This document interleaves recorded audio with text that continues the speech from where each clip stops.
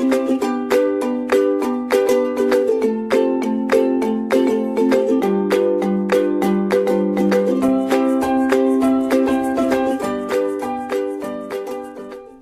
and welcome to this lecture in marketing management. The topic that we are going to discuss is factors influencing consumer behavior, and I have a very interesting case study with me to share with you. And this case study is about Starbucks coffee. So we have all heard about Starbucks coffee chain. First of all, I'll give you a brief idea of the history of Starbucks coffee chain, and then we are going to discuss this case study. In the case study, we will try to discover how the change in consumers' behavior influences the business and what a business should do or can do to take back the profits again from the market, and to how to recover from the losses that it has made because of the change in consumer behavior. So, first of all, let me talk about the Starbucks coffee chain. As we are all aware that Starbucks belongs to the United States, it is a very old coffee chain and it started in 1971. And in 1971, the Starbucks coffee chain started in US and it grew by leaps and bounds. So, Starbucks coffee chain grew very rapidly and it spread itself into various other countries other than the US. In US also, it experienced a very fast growth, and today Starbucks coffee chain is present in more than 70 countries. But behind this golden history, there are problems, there are conflicts, there are dark phases that Starbucks has seen and has overcome. So, let me take you through the slides and then we discover how the consumers' behavior impacted Starbucks coffee chain. So, let me open the first slide, and the title says Starbucks, who is their consumer? So, it is very important for any business to first of all understand who their consumers are and what exactly the consumers want from the business. Starbucks coffee chain, as we all know, it is a US chain that started in 1971. So, it has been 49 years since Starbucks started, and now it is present in more than 70 countries. Howard Schultz was a key person and is a key person in the operation of Starbucks, and Howard Schultz was taking care of Starbucks in 1970s and 1980s. So, Howard Schultz went to Italy in the year 1980, and when he came back from Italy, he was very inspired with the trip and he decided to transform Starbucks, because by the time he returned from Italy, Starbucks was only comprising of a few restaurants. So, from a few restaurants, Howard Schultz was determined to expand it and to make Starbucks an experience for the people, for their consumers. So, he was determined to make Starbucks an experience for their consumers, and he was determined to make it built around great coffee, personal service and an inviting ambience. So, he wanted to offer many things to his consumers, which included a great coffee, which included a great ambience, which included a great surroundings, and it was the vision of Howard Schultz that Starbucks restaurant should be a home away from home.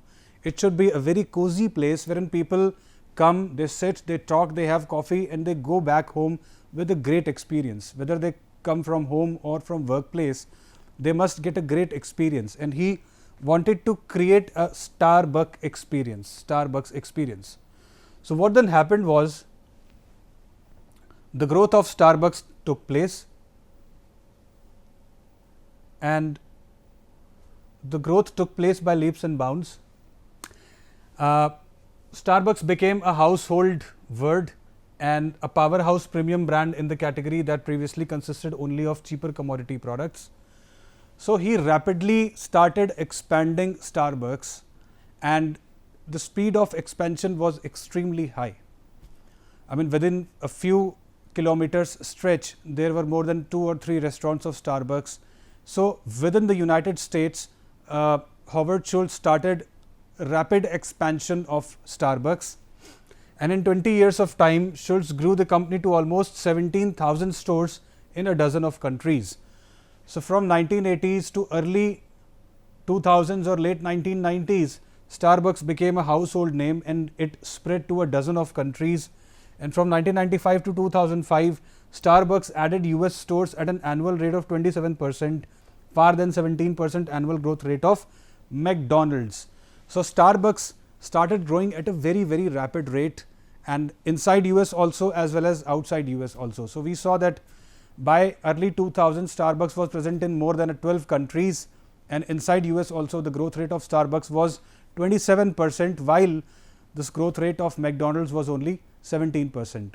In a nutshell, Starbucks started growing at a very rapid rate.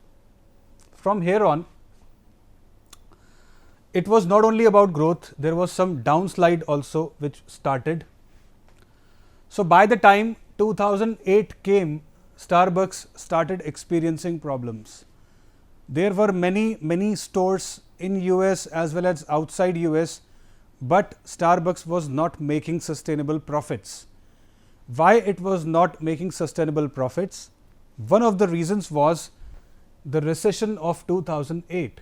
Now we all must understand here that in the year 2008, the world was hit by a recession, and because of that recession, people's purchasing power had gone down, many people were fired from the job, and companies also suffered huge losses, banks were shut down, share market had crashed. So because of this negative sentiment in the market, people were reluctant to spend time in restaurants, and therefore Starbucks also experienced heavy losses because of this recession. But recession was not the only reason why Starbucks was experiencing losses. There were reasons other than recession as to why Starbucks was experiencing losses. The in-store sales were decreasing by 3%. So the sale of the Starbucks as well as the annual growth percentage was coming down, and the total company profits dropped by a scalding 53% for the year. And for a second year in a row, Starbucks stock value dropped by 50%. So we are seeing that Starbucks started, and then Howard Schultz decided to expand it. It rapidly expanded inside and outside US, but by 2008 it started experiencing losses, and we can see that losses were monumental because the stock prices had crashed by 50%, and as we see, the company's profit dropped by a scalding 53%. So this is monumental and huge loss. And this was happening because there was a shift in the consumers which was taking place, which Starbucks management failed to notice. So because the people's sentiment with Starbucks were changing, and because the Starbucks consumer base was shifting, while the management did not take notice of this shift, they saw losses in addition to recession. Moving ahead, what was the remedy and how things were brought on the track? So initially, Howard Schultz offered different types of remedies. He did a lot of analytics, he did a lot of market study, he did a lot of study about the competitors, and he consulted with a lot of CEOs of other companies, and those CEOs had a lot of opinions to offer to Howard Schultz. But all these things were not working for Howard Schultz because he was seeing a sustainable dip in the profits of the company.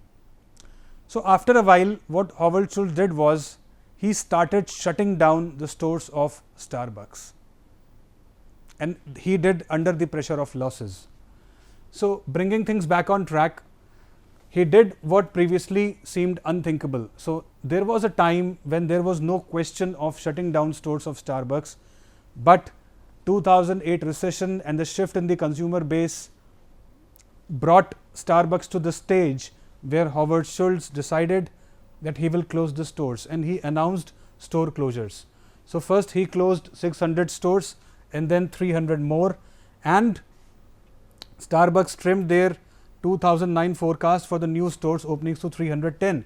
So earlier they were opening stores at very high speed, and even that speed slowed down, and they brought down the forecast of the new stores opening to 310, while around 900 stores, 600 plus 300 is equal to 900, around 900 stores were closed down, and it projected a decrease in its number of outlets for the first time ever. So in 2008, it was for the first time ever that Starbucks decreased its forecast of opening new stores, and the growth rate then ceased. So, this was heartbreaking for the Starbucks management, it was heartbreaking for the consumers all around, it was heartbreaking for the marketers as to why this was happening. And everybody was blaming recession, that because of recession this particular thing is happening and people do not have purchasing power. So, they are not able to visit Starbucks and they are not able to spend much time. While the reason in addition to recession was also the shift in the consumers base. Now, earlier the consumers of the Starbucks, in its early stages, the profile of those consumers were different. They were wealthy consumers, they were consumers which were more professional, they were consumers which would like to dine in that Starbucks restaurant, sip coffee and other things and discuss business over the coffee. While over a period of time, two things simultaneously happened.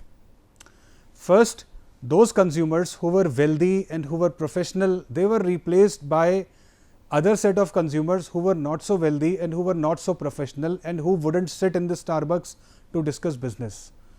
So, this particular shift happened in the first place. In the second place, something else also happened. With a large number of Starbucks stores opening all around, people started becoming bored, people started becoming monotonous, and that atmosphere in the Starbucks stopped pleasing them. So, because of the extensive growth of Starbucks and extensive number of stores available everywhere in the city and in the country and outside, people actually grew out of it. So, the lesson for the business is, number one, never stop pleasing your consumers and never stop surprising them, because if the consumers stop getting surprised, they will grow out of the business and they will become bored. Secondly, understand the profile of your consumer, understand your consumers' behavior, understand what they need at all times. So, therefore, consumer research is something which is needed at all times, and Starbucks perhaps failed in doing consumer research, because of which the consumer base shifted and Starbucks management did not take notice of it. Normally, when the consumer base had started shifting, Starbucks should have taken notice of it, but instead the management did not take notice of this shift and it blamed the recession entirely for its losses, which was not entirely correct. The losses were occurring of three reasons, as I said.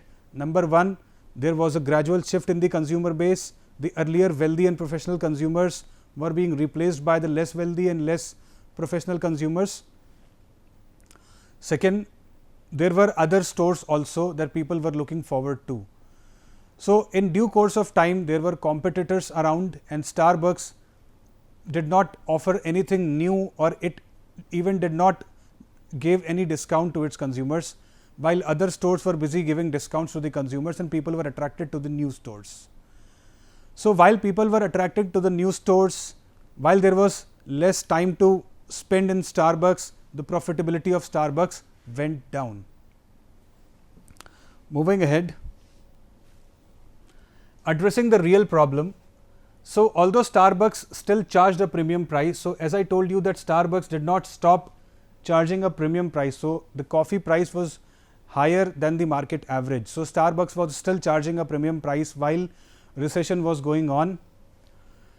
It was no longer a special place. So, it was no longer a special place because of overgrowth.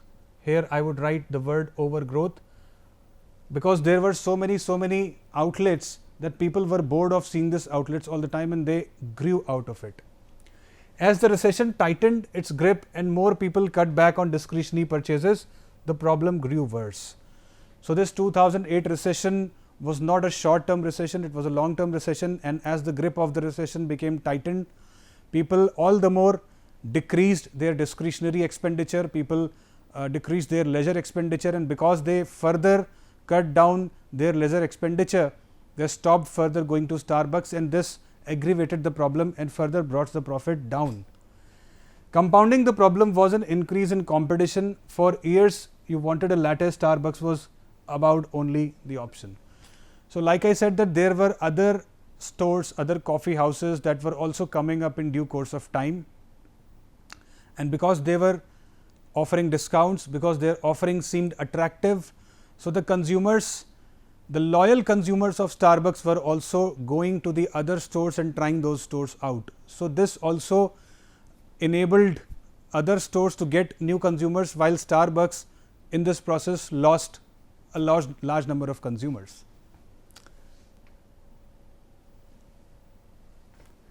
And finally, it were the customers who changed the fortunes of Starbucks.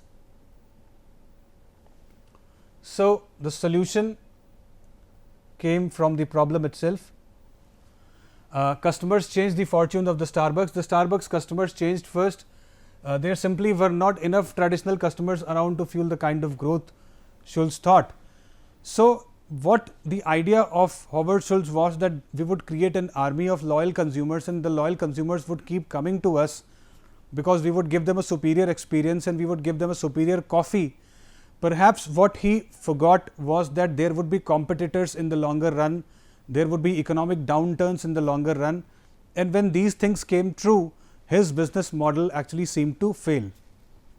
Starbucks became a less attractive place to hang out, and it became a less attractive place to hang out because it was very predictive.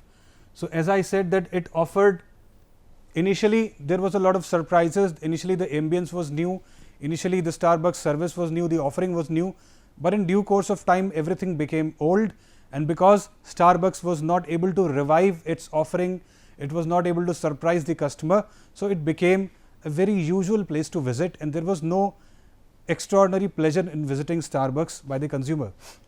The new breed of consumers was less affluent, less educated and less professional. As the customer profile evolved, the Starbucks experience grew to mean something different.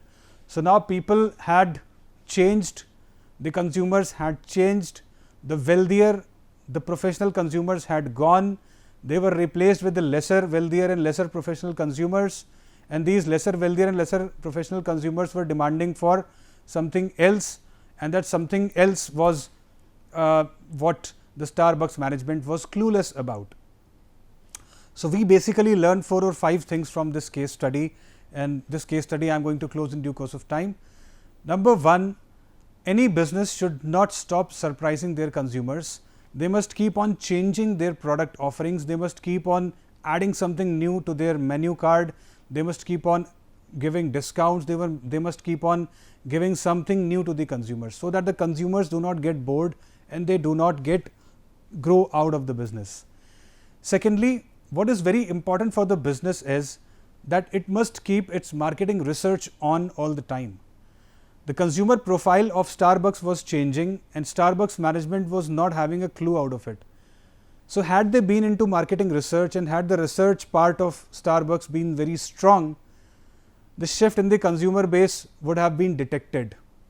So, therefore, it is very important to keep marketing research on, especially related to consumer, and that is the reason why it is today very easy to keep a tap on the consumer profile, because electronic records are being maintained. Because whenever we go to a coffee house and whenever we order coffee, or we go to Domino's, or we go to some other store or showroom, whenever we purchase something, we send our data, the data is kept electronically, and each and every purchase of ours is recorded.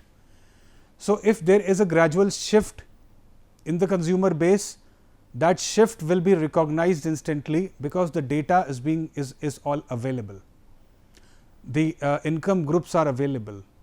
Fine. So, there are so many things which are available today which were not available with Starbucks in 1980s or 90s, because at that time data analytics was not as strong as today. So, this case study tells us that analytics as a part of business is indispensable, because through analytics you can come to know about a lot of changes in the behavior of the consumer. Analytics can also tell how a consumers change their preferences with respect to product offering. What are the prices which they are ready to pay for a particular product, and what are the prices at which they become reluctant to buy the product or service. So, because of the absence of analytics, Starbucks did not detect the shift in the consumer base. Third thing that the case study tells us is that it is always important to keep an eye on the competitor's profile. So, while Starbucks was growing rapidly, while it was expanding itself in US and outside US, there were other coffee houses that were coming as well. And because Starbucks had a lot of confidence in its traditional customer base, it never bothered to analyze the competition. Had it bothered to analyze the competition, it would have seen lesser bad days than it really saw during the time of recession. Because those competitors were new, they had new product offerings, they had new discounts, they had new ambience, they had a lot of things to offer to the consumer. Starbucks was not able to change itself rapidly, and it was not able to detect what the competition around was doing to its consumer. The competition around was actually snatching the consumers away from Starbucks. Today, of course, Starbucks has again revived itself, and today, of course, Starbucks is present again in more than 70 countries and having thousands of stores in more than 70 countries.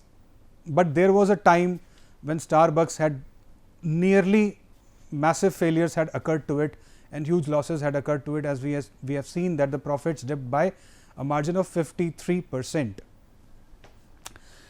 Last but not the least, it is very important for any business to keep a tap on consumers' choice. Consumers are the ultimate king of the business, consumers are the ultimate commanders, and consumers are the ones for whom the business is run. So, the vision of the Starbucks was to offer an experience to the consumer, but because of certain weakenings and certain inherent weaknesses, it actually in the middle failed to offer. Of course, then Howard Schultz got down to a lot of discounts, and Howard Schultz started offering a lot of discount to the consumers, and he also changed the pattern of working, and then he actually looked into what the consumers are doing, what the competitors are doing. He brought in marketing research. So, he had to do a lot of work, a lot of hard work, and then he had to look into what the competitors are doing. So, after such a lot of hard work and after a lot of insights, only then was Howard Schultz able to bring back Starbucks on track. Starbucks is just one story. There can be many more stories like this.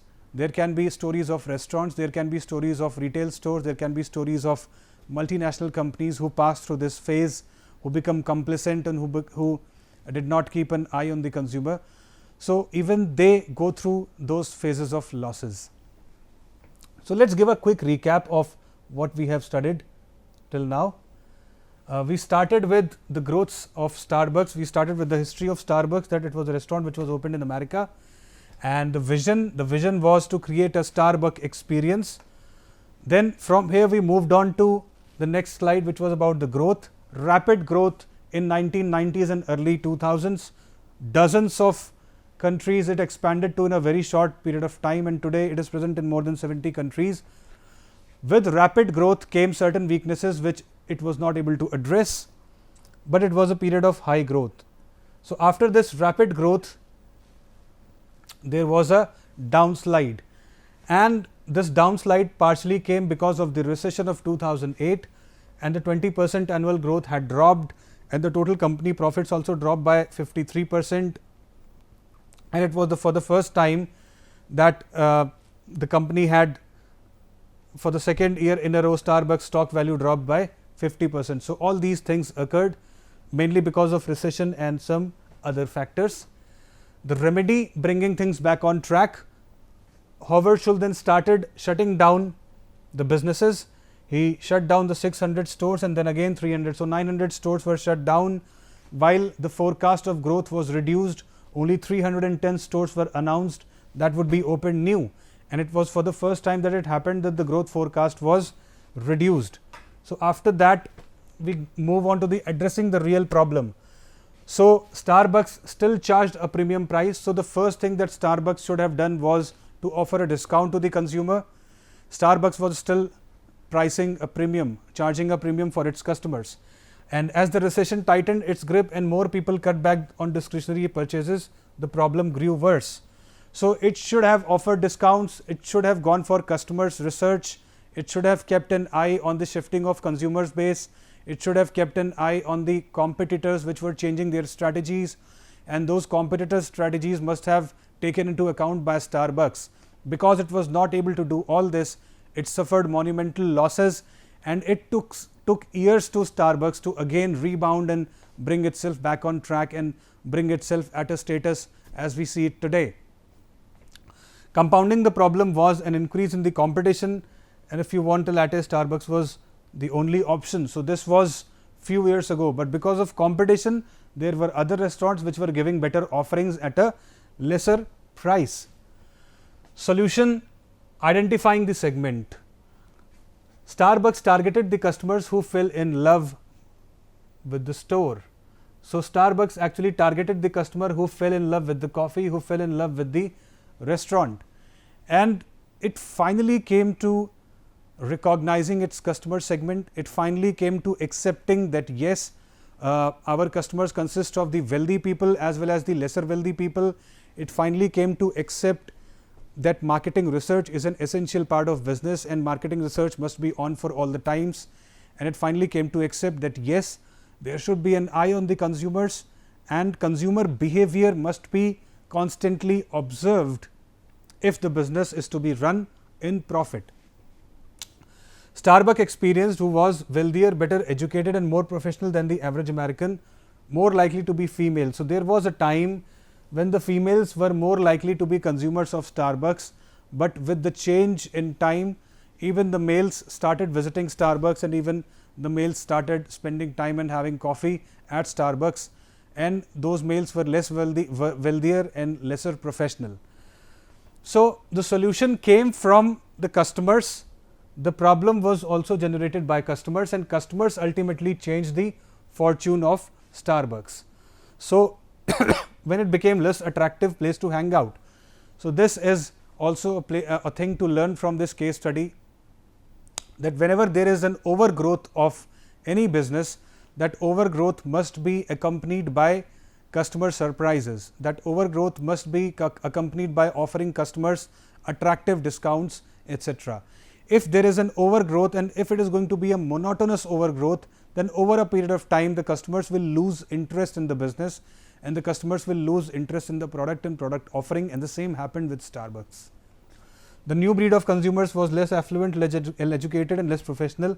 As the consumer profiles evolved, Starbucks experience grew to mean something different, and because it came to term with the new something different, because Starbucks ultimately accepted the fact that things has changed and Starbucks also has to change according to the market and according to the people's choices, it was able to sustain itself.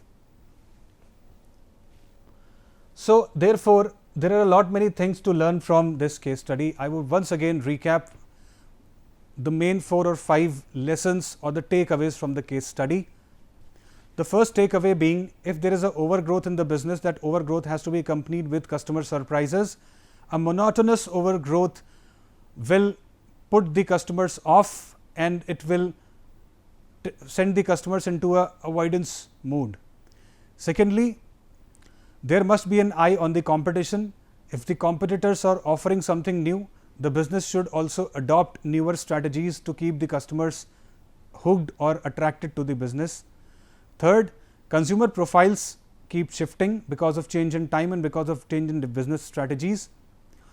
There should always be an eye on the changing customers' profiles, and this can happen only when a business is deeply interested in consumer research. So, a business has to be very particular about business research. Fourth, there is a vision of a business, and to carry on with the vision of the business has to put in a lot of hard work. And when losses happen, and when the losses happen in the monumental size, or when the losses happen of the size of what a Starbucks experienced, it takes a lot of time for the business to bounce back, to come back to its original status. And therefore, a business should at all times be alert and use marketing research and its marketing mix very wisely. Last but not the least, consumer behavior can shape the business and consumers' choices can either make it or break it. With this, I come to the end of the case study. Thank you so much. I am sharing my mail ID, that's ashishashish.awasthi@imsec.ac.in. Please write to me your queries and I will try to answer your queries to the best of my ability. Thank you so much.